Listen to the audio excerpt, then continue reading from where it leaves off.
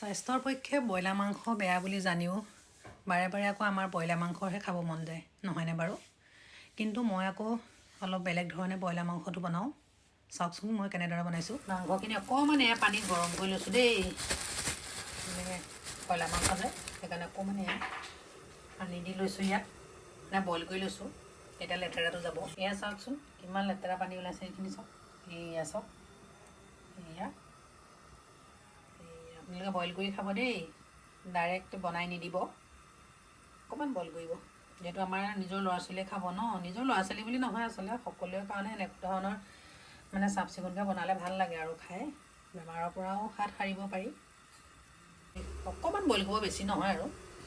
এইফালে মই আলু, এইফালে এয়া আদা নহৰু পেষ্ট বনাই থৈছোঁ। এইফালে অকণমান আজি জাতিলাও দি খাব মন গৈছে।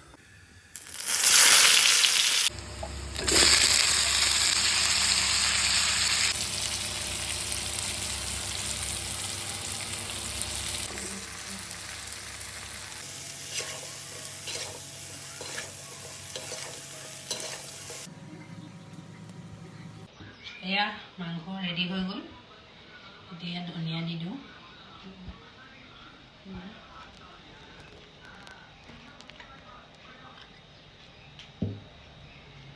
এয়া আপোনালোকে এনেদৰে বনাই খাব, জাতিলাও আৰু মাংস।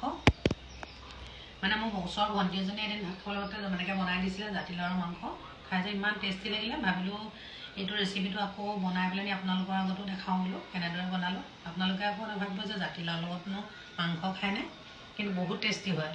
আপোনালোকে খাইছোঁ। এয়া আকৌ দেখাই দিয়ে, ইমান ধুনীয়া হৈছে। এয়া